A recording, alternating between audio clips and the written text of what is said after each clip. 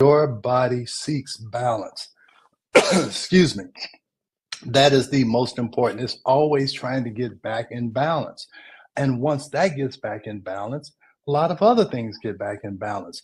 Estrogen not only causes growth of the tissue and the lining of the uterus, it causes growth in the breast tissue. And that tissue, when it's not developed properly, that is cancer. Same thing in the uterus. Okay. Estrogen also stores fat, and progesterone helps you to burn fat for energy. There's always a balancing act between almost anything in nature. Okay.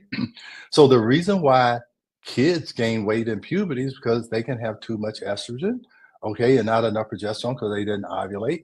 Same thing in perimenopause. Ask any woman over 45 or 50. I won't say any woman, the majority of women, they'll tell you that prior to and during menopause, all of a sudden they lost control of their weight. They're doing the same thing they did before, and now they're 20 pounds heavier. And no matter what they do, they cannot get that weight off. Because here's an important point: you cannot diet and exercise your way past a hormone problem. Okay.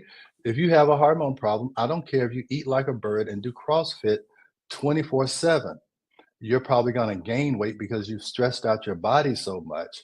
Your body can't produce the right amount of cortisol, so you begin to even gain more weight. All right. So I will tell you that most of the time, the number one and two reason why a woman comes to me because they're frustrated because the doctor keeps telling them they're okay is that they are unable to lose weight and they're not able to sleep.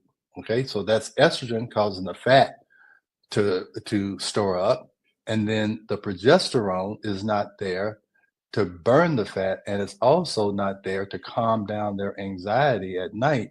And these women will say, hey, I just can't turn my brain off at night. It's very hard for me to go to sleep. You can give that if we see that that's out of balance, if you get those back in balance, they can control their weight again, they can sleep again, and then all these other things start to get better. So, Rebel, does that make sense to you? Yes, it seems like everything needs to be in balance. I'm just a little confused. When you say anxiety or Yeah. depression, is that Hmm. supposed to be? Because I know me personally, I don't have either one of those Right. anytime Okay. because it, I just don't. Either I don't understand what they are supposed to be, or Well, it becomes you, my you, normal. well, you may not be out of balance. Okay. You never ask a woman how old they are, but what age range are you, Rebel? Just give me a Um, range. that's a big secret, Dr. Give me a Taylor. range. Give me a 10-year range, and let me get. I'll guess. All right, I, well, let's just assume a let me woman ask you of this. go Let ahead. me ask you this: are you less than or more than 45? Because that's what I had in that slide. Well, let's just say in general a woman because no one knows how old I am, but a woman say Okay. is in between 45 and 55. Okay, so okay. I mean, not everybody has a hormone imbalance. Okay, and you're one of those. I don't know, 40% of women who, hey, everything's fine. And let me tell you this: in most countries, they're not having these kind of issues, irregular bleeding, all of this stuff. Our society and our environment and our way of life, and we're going to talk about stress next and cortisol. That's a lot of times it's the underlying cause of these imbalances. That's why first we wrote, "Are your hormones making you sick?"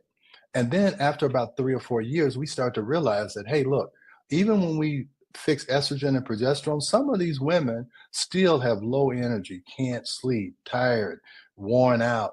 And uh, what we knew about estrogen and progesterone didn't work. Then we understood cortisol. And stress is connected to everything. And when we are in a stressful situation, I mean, you just look at the news and all the things that are going on and all the things that just happen in life. After about 40 or 50 years of living, you've had a lot of stress and it throws off that cortisol curve. And when your cortisol curve, and we're going to show you examples of that when I talk about cortisol curve. So maybe, hey, if you're able to deal with stress and you don't let it disrupt your system, then you may not have an imbalance. Okay. And people who live in countries or cultures that have simpler lives, they don't have perimenopause and menopause and go and get antidepressants and all that stuff because they're already in balance. Okay, they're in balance with their themselves, and they're in balance with their environment. So, Rebel, if you are one of those women who don't have a problem, then great. Okay, that's great. So you may not understand, or you may not like connect with what I'm talking about, but I guarantee you there's a lot of women out there, because I've seen a lot of them, and I'm telling you, OBGYNs would be extinct if some of these problems didn't exist. And Well, I'll I tell you, think that I mhm. definitely do, and I'm not saying that by no means I probably fly off the chart with that stress level thing, but, it's it's if you don't know, like, I get asked, "Are you depressed?" "Why should I be?" Or, no, I'm definitely not depressed, but then they go with the anxiety, I'm like, maybe I'm just not understanding what anxiety's definition is because Yeah. I don't think so, but other Well, people might think so. I will tell you that anxiety is really what we say un uh, uh, worry that has no reason for it. Okay, if you're standing on the edge of a cliff and you're anxious, that's your body saying, "Hey, don't do that. Don't do that." Your body always wants to survive. So, one of my sayings is that your body wants to live even though you keep trying to kill it.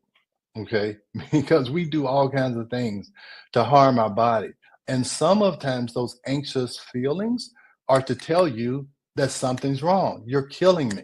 Okay, your body is saying you're killing me. That's why you're anxious. That's why you're in this fight or flight, because you're doing something against nature. You're putting me more out of balance. And so sometimes anxiety and depression is not a symptom, it's really your body trying to send you a message. All right. So that anxiety is telling you you don't have enough progesterone, or your hormones are out of balance, or your cortisol is too high or too low.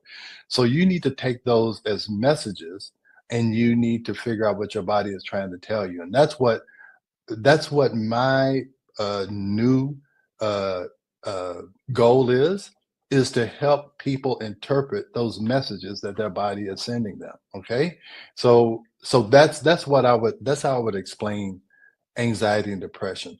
It is really telling you that you're out of balance if you're not living a full vital life. And that's what ageless blueprint is about, is how can we live a full vital life.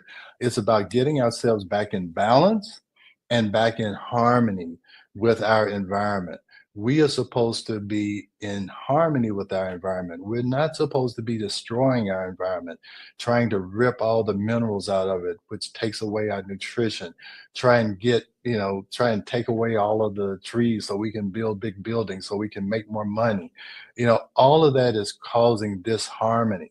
And and that is a stress, and that's what's causing a lot of the diseases and conditions that we are dealing with today. So anyway, so we want to look at any symptom as a message that the body is trying to tell us. Okay, if you go out and faint on the street, it may be telling that's your body telling you, hey, you don't have enough glucose, or maybe your blood count is low, or whatever. Everything is a message your body is trying to send to you. So anyway, where did I get off? Okay, uh, we talked about why you need to look at hormones in the saliva, because that's telling you where the action is. Okay, so the two things that people come in and tell you about weight loss, we said, what was on the weight loss, and irregular periods or whatever, and fatigue is the other one. So I want to show you some examples of how hormones and understanding hormones can help you, and I'm going to show you how not understanding hormones can hurt you. Okay, so let's go to the first slide. Okay, so this is like a 53-year-old postmenopausal woman. She has, I think she has a stressful job. I think she's taking care of her mother who has Alzheimer's. She's married, she's working. We do telehealth because she's working, all the time. So she came in and said, she's exhausted. She's tired all the time. She has trouble sleeping. She can't stay asleep, and she's just almost burnt out.